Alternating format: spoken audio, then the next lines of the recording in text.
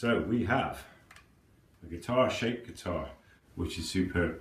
One thing missing, the neck carve. Yeah, so that's what we're going to have a look at now. And well, that's good and tight, eh? I'm happy with that. So we need to carve the back of this neck. And what I'm going to do is I'm going to rough carve it. I'm going to get it into the ballpark shape because Phil's going to be coming down on Friday, which is 2 days from now. Hence I'm up late at night doing this now, ready for him for his neck fitting. It's one of the things at Harrell Guitars that I do is I rough carve the neck. Somebody comes down and they literally sit here whilst I fine-tune the profile to their liking, which is one of the little niceties of having a custom-built guitar for you. So that's what we're going to have a little look at. So firstly, and all importantly, is getting the measurements right. I'll show you how to set out the plan for how we're going to cut the profile, and then I'll show you how to cut the profile. So yeah, let's do that. Right then, so the all-important marking out. So flip the neck over and look at the back. Look at the grain on the back. Ooh. Right, first thing obviously is your center line. A poor center line is a poor guitar. So put your center lines in, and then we're going to mark some lines from the sides. Put the nut in because it's always good to have reference for where the nut is from whichever way you're looking at it. So bang that in, and all I did is I took a line from the nut, brought it to the sides, and squared it across. So that's my nut line. I've got a line at the first fret, again transferred onto the back, and a line at the 12th fret transferred onto the back. I've got another 2 points of reference on the back of the neck, which is 85 millimeters from the heel. I've made a mark there and squared that, and then again another 35 millimeters from the heel, and I've made a little mark. Now the mark that you make there, just take a line from that point back to the 85 mil line, and you might start to recognize the shape that I'm creating, if indeed you're a Stratocaster, telecaster connoisseur, or indeed pretty much any other guitar that has a bolt-on style neck. That's going to be the V that represents the sort of heel of the guitar as it comes out of the body. So that's our reference points on the back so far. On the side, you need to take the thickness of the entire neck, including the leading edge of the fretboard, and divide that in 3. So I made that to be 8.62, and I've marked a line 8.62 millimeters on both sides of the neck blank. So believe it or not, that's how far we're going to take the wood down, right there, right close to the fretboard. The next thing we've got to do is we take our calipers and be sure to zero it, and we get 5 millimeters. That's 5 and a little bit too much. 5.03. That's close enough for me. And on the first fret point, mark 5 millimeters either side of the midline. Now set your calipers to 10.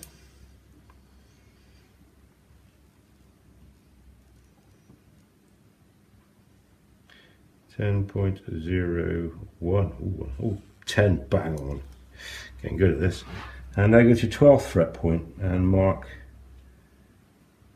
10 millimeters either side of the midline. Easy this, isn't it? Now get your straight edge and effectively just join those 2 points up. So you're joining the 5 mil from the midline point and the 10 mil from the midline point, 1st and 12th fret, and scribe a line. And then go to the other side, 5 and 10 on the 1st and 12th, scribe a line. Most excellent. Easy as that. And then for the headstock end of it, what I tend to do, we're going to work on this a little bit later, but just follow the curve that's formulated at the kind of top of the headstock, if you like, where it joins the neck itself, and just draw a line down there, and another line that kind of continues to the line of the actual headstock itself, and try and eyeball them and just see if they are pretty much the same. Truth be told, we're not going to attack the headstock or the heel at this stage. We're going to leave that to a later date, and obviously that V there, we're going to soften it a little bit when we get to shaping it. So effectively, what the first thing we're going to do is we're going to cut all of the wood out from that line there all the way down to that line there. We're going to take out a dirty grey flat facet, so we're going to literally carve that piece of wood out on both sides, and that will give us our first facet. Right then, so cutting all this waste wood away. There's a myriad of ways of doing this. The first guitar I ever made, I literally did it with a hammer and a chisel, being ever so precise and trying to be all kind of luthiery about it, which of course is the idea. However, I soon learnt that there's easier ways to skin said cat. One thing we can use is one of these amazing tools. This is a Japanese Shinto saw rasp, and essentially it's a collection of almost like hacksaw blades. You've got a very coarse side and a slightly less coarse side, and they are random.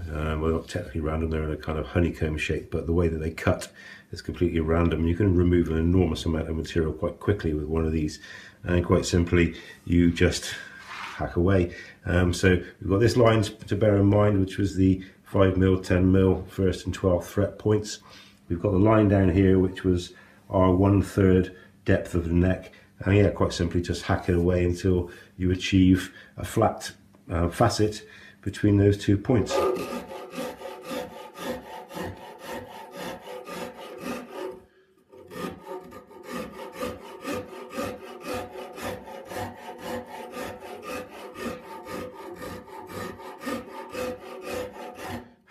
So you get the idea. That's one way of doing it.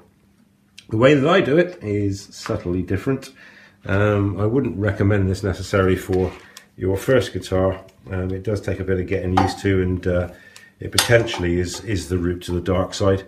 However, I am relatively well practiced at the art of throwing sharp things at dead trees. Excuse me 1 second while I plug in said beastie. And that is an angle grinder with some binding tape stuck to it.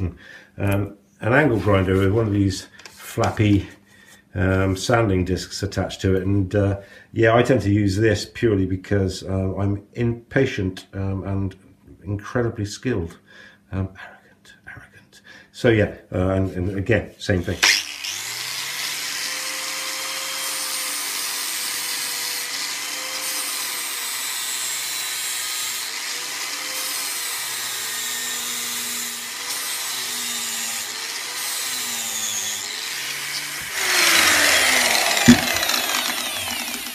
So yeah, you get the general idea. What I'll do is, obviously for the purposes of you yawning and flipping back to YouTube and going to have a look at Ben Crow at Crimson instead of me, I shall stop the video now and I'll prep this facet up, and then we'll talk through the next bit. Man, that is a dusty affair. So it is. Oh, just a little bit not quite there, so I'll just take that down with the saw rasp.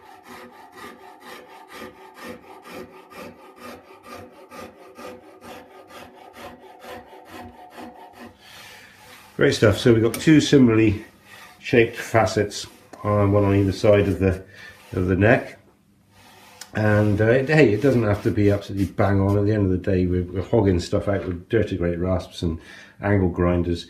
It's going to be refined, so we're not overly worried. Next thing we've got to do now is to just choose a point Again, I tend to do this by eye, to be honest with you, which is going to be in the centre of those two facets. Okay, and because it's tapered, if you run your finger along the line of the fretboard, like a mortise gauge, you should be pretty much there. And I'll eyeball the second side.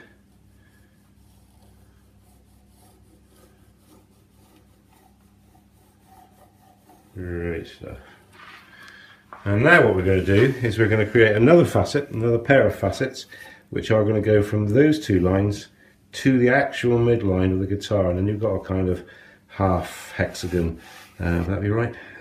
Who knows? Hey, 6 sides, wouldn't it be? Yeah. Anyway, so yeah, take that facet out there, and then we're pretty much done. I will probably just clean it up with the random orbital sander just to make it feel a little bit nice under the hand, so that when Phil comes and tries it on, he'll get a bit more of a kind of ergonomic feel to it, and then we can fine tune it when he's here. Great stuff.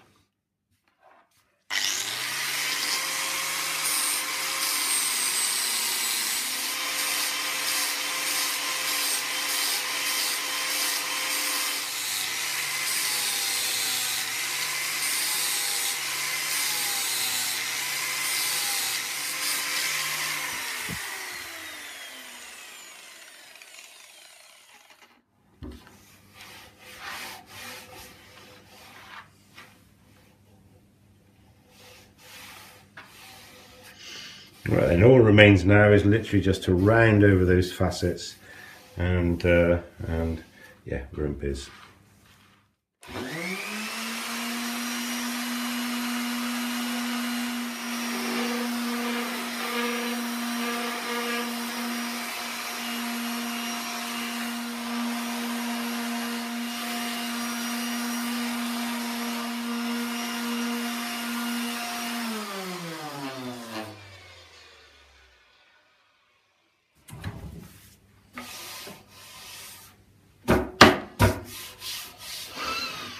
Whew, that's what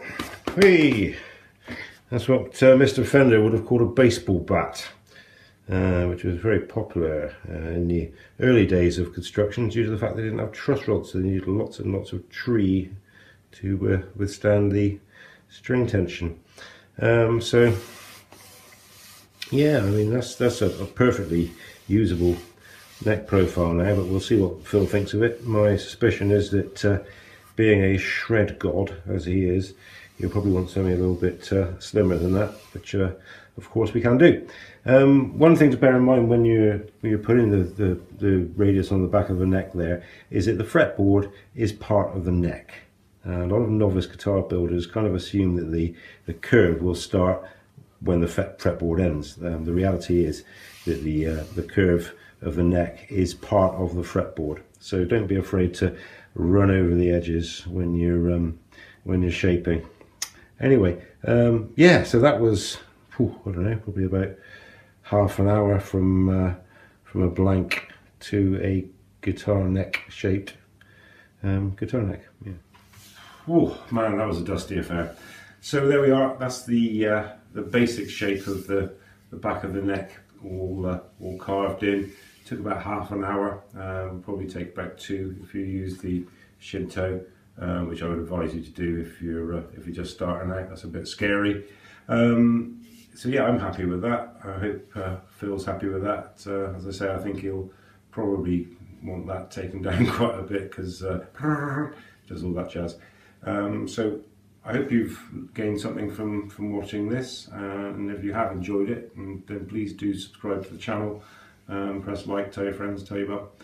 There's going to be plenty more videos coming. I've got the 2 Spanish guitars over there, which I will be finishing as soon as Phil's guitar's done, and another 2 electric builds to come directly after that. So thanks for watching, and I'll see you next time, probably even with Phil here. I'm going to try and do a little video when he gets here, hopefully with him playing maybe a couple of the other guitars that we've got in the workshop at the moment, which would be a joy. I'll let you in on that one, and yeah, we'll get this guitar built.